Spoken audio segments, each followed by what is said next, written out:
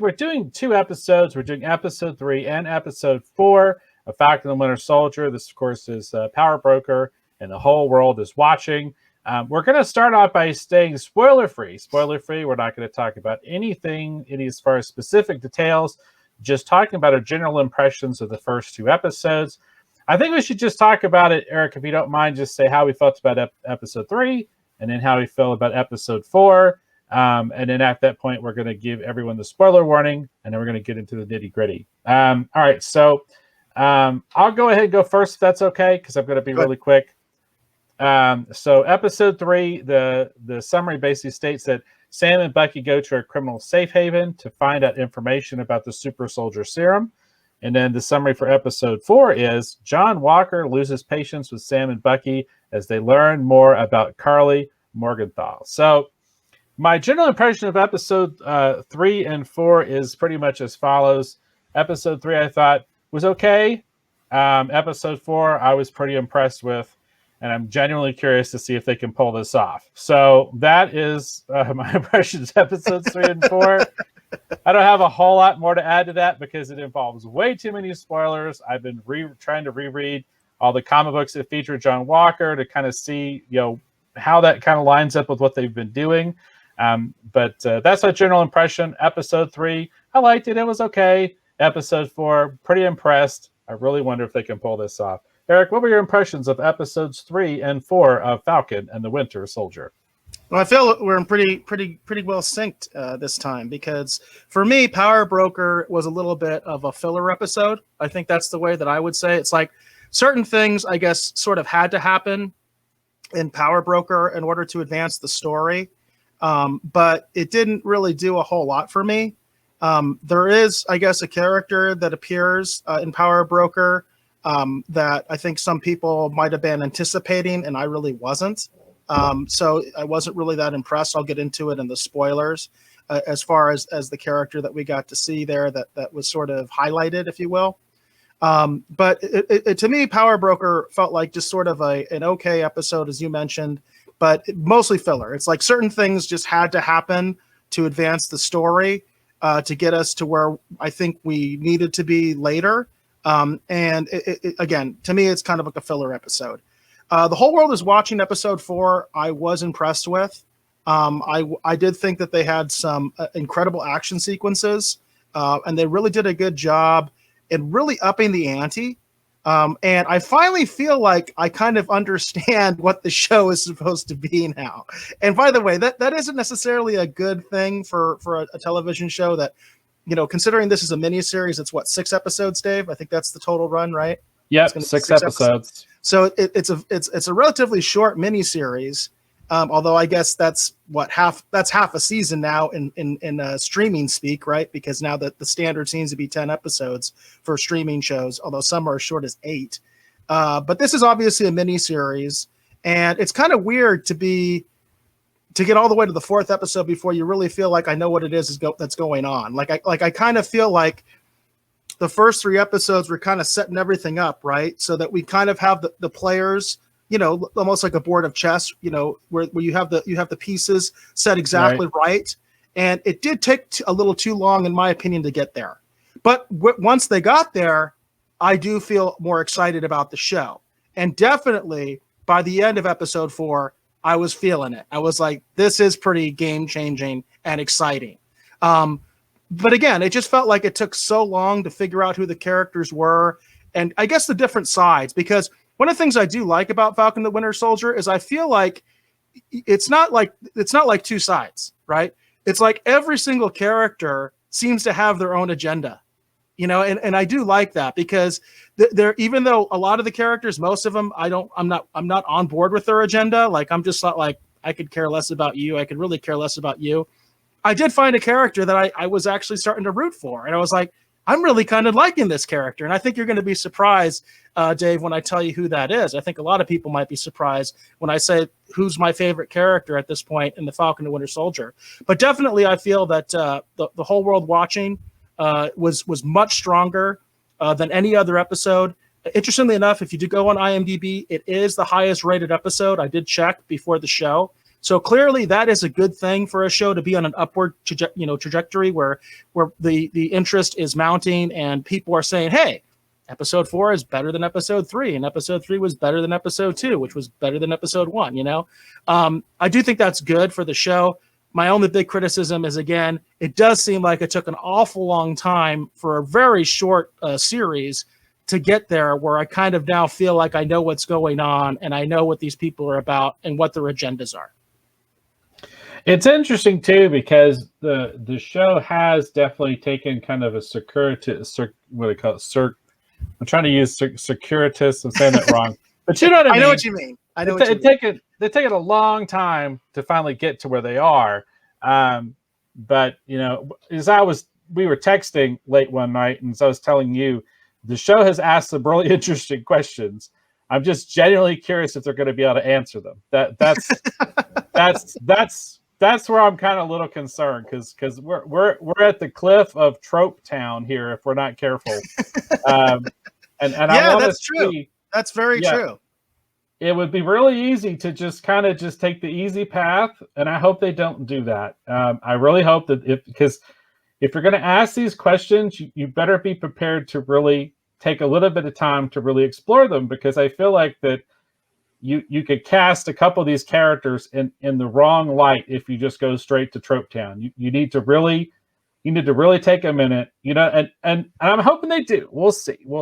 I will say, if you use WandaVision as a barometer, I am not that optimistic. I really feel like WandaVision had the opportunity to do the same thing, where they really could have gone beyond the tropes.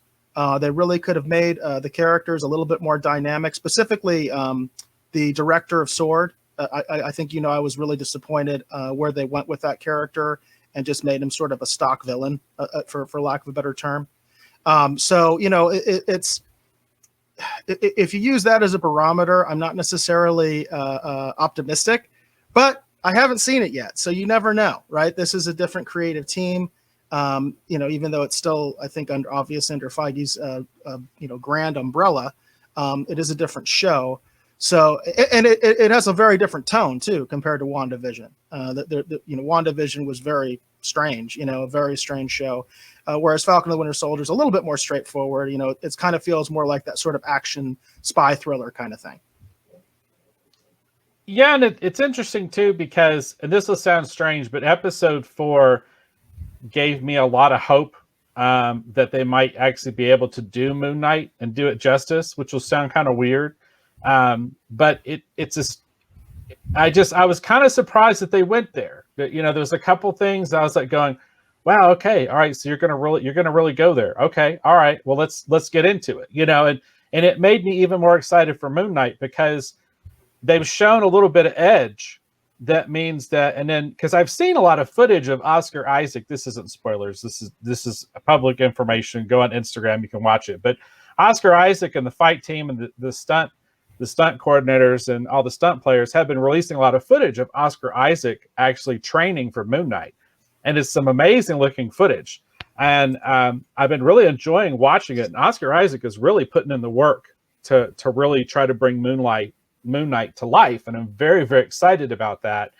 And then when I saw this episode and I saw kind of what they did, I was like, okay, well, maybe we are going to have, maybe we are going to deal with, Moon Knight's issues in terms of like his schizophrenia, the fact his paramilitary background, the fact he was a mercenary, like maybe we really are going to be able to go there, because I was beginning to wonder, because a lot of the big conversation, surrounding for example, Disney Plus, is this idea of, well, can they really, can they really go there? Because it's a Disney show. They're not going to do this. They're not going to do that.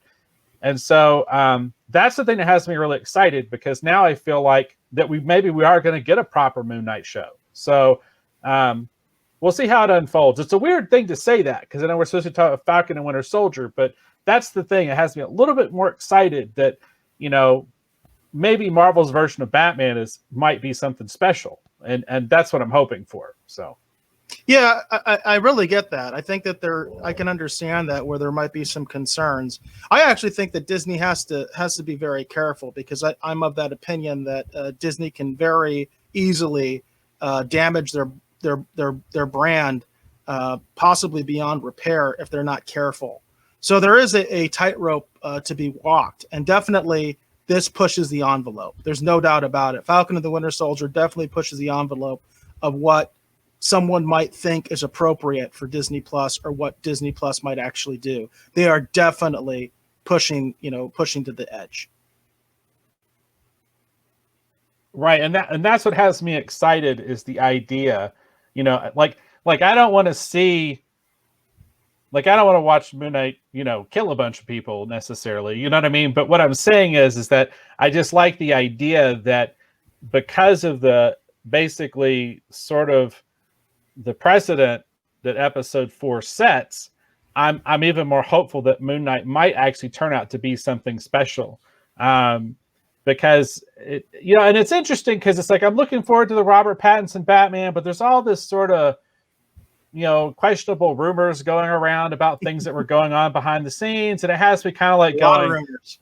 Yeah, it doesn't exactly fill me with a lot of enthusiasm for it, and I'm a huge Batman fan. But when I see Oscar Isaac out there putting in the work, I'm like, oh yeah, because if I know our main star is willing to put in that work to bring Moon Knight to life, then I'm more confident, you know what I mean, that we may actually get something special. And I think it'd be awesome because it'd be so fun to have Batman running around the Marvel universe, for lack of a better way to put it.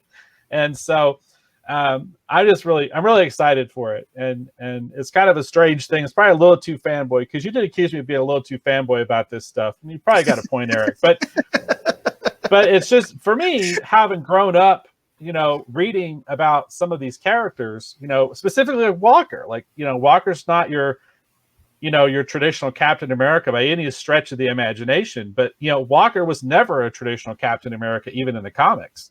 He had, to use another, again, Batman analogy, Walker in the comic books, U.S. Agent in the comic books, had more in common with Azrael, who became Batman for a period of time, than than being a traditional Captain America. But anyhow, we'll get into that a little bit more into spoilers. But yeah, like I said, I really enjoyed episode 4 a lot. I feel like it asked some interesting questions, and I'm really hoping they're going to be able to stick the landing and pull it together. But you do make a good point, Eric. As much as I like WandaVision, there was kind of some things that definitely were sort of not quite what I was expecting. But I have high hopes, because one of the things that WandaVision did give us is they did give us the White Vision, the Spectral Vision. Whether he returns at some point down the road as a villain or a hero has yet to be determined. But it's just a version of that character. Again, I grew up, that was my version of Vision I read mostly about in the comic books when I was, growing up. So I'm really excited for all this. So we'll see. It's a weird period in Marvel comics to, kind of address. I can't remember what they called this period in comics, but they tried to reinvent all of the heroes. So Thor got that armor he had, remember? And then, the Hulk was gray and eventually became known as Mr. Fix-It. You had, Steve Rogers stopped being Captain America and he was the captain. And then Walker was actually Captain America. And, Spider-Man had the black costume, it was really weird, because it was that period in time in which Marvel basically tried to reinvent all their heroes for kind of like a new era, right?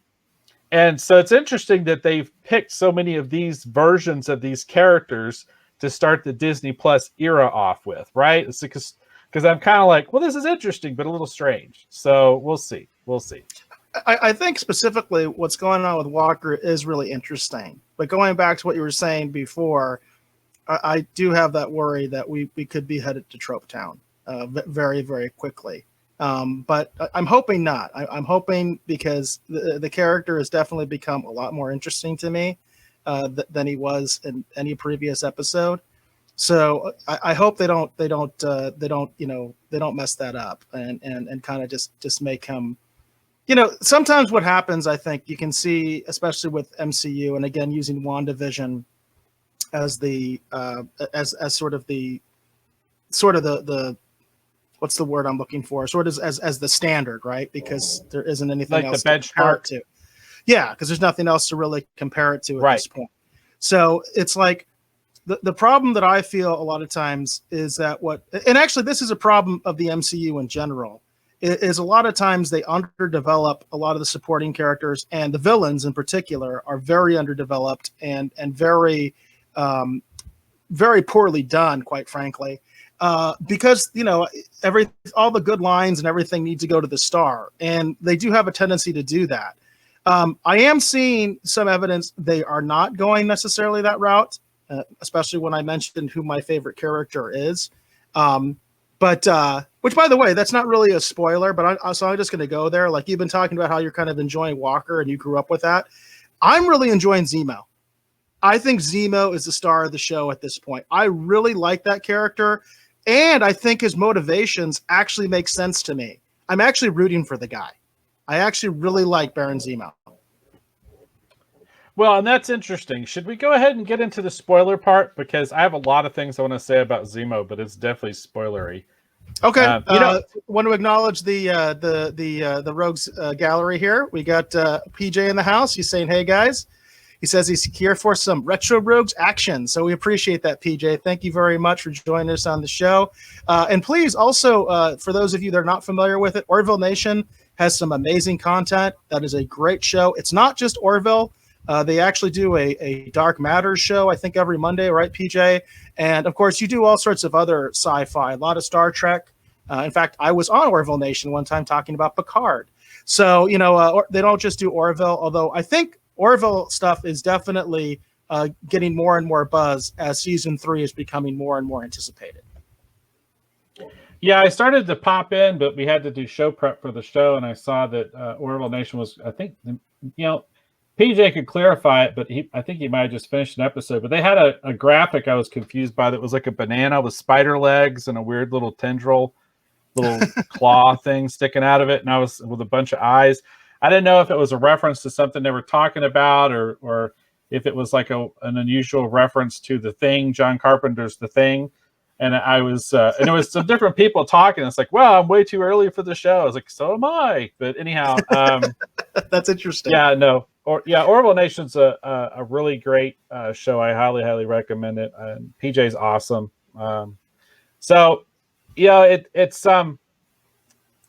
It's curious because I have been really wanting to recommend, for example, like in the Collector's Corner, I really want to recommend one of my favorite Zemo stories because of Falcon Winter Soldier.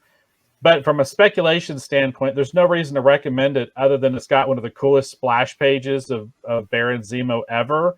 And it's just a great Avengers story. But there's no speculation behind it. It's not going to go up in value. You know what I mean? You don't think so? I was going to specifically ask you that in Collector's Corner, and I will bring it up again in Collector's Corner. I am wondering if there is that perfect Baron Zemo story that's really cheap out there that might be a really good flip, a really good spec comic. Well, here's the thing. There are Zemo books that are picking up in value right now. And the reason I haven't been recommending them is because they're already like over our threshold. And the books that I want to recommend, they're already valuable. Yeah, they're already a little too high. I mean, you can chase them if you want, but I tend to try to recommend the Collector's Corner. I try to recommend books that are extremely affordable. You got $10, you got $20. Here's something fun to hold on to. So that way, even if for some reason it doesn't go up at super high in value, at least you're kind of part of the collector's craze and you've got something neat that hopefully it's like a character that you liked either in a Disney Plus show or a movie. And it's like, oh, this is fun. So that's kind of my thought process, is something you can buy and hold on to and you won't regret it. But if I come on here and I recommend a couple $100 book and it drops in value, you'd be like, I hate that guy. So, I agree with that 100%. So I do have a Zemo book I really, really want to recommend. But I don't think it's going to go anywhere other than I'd be like, okay, you got to get this whole series because it's like freaking awesome. There's actually a Justice League run I want to recommend for a similar reason, just because it's a great read. So that might be the theme of some Collector Corners coming up. Since Eric and I have now discussed it, I kind of really want to do that anyway, because one of my favorite images of Baron Zemo of all time coming from this Avengers storyline. And it's a fun storyline. Cap's in it. Black Knight's in it. Of course, Black Knight's supposed to be in the Eternals movie coming up, so that would be a fun one. Maybe we'll go ahead and I'll recommend that next week. So, yeah, I think the thing about Zemo is already kind of popular because Civil War is probably one of the most popular Marvel movies. It's probably one, if not the, it could be argued, right, about which is the most enjoyed or whatever. I constantly hear, Captain America and the Winter Soldier. I constantly hear Civil War. I constantly hear Infinity War. Those seem to be like the top three, or the original Avengers movie. That's another one that I think people really like. But because of that, I think Baron Zemo is kind of established.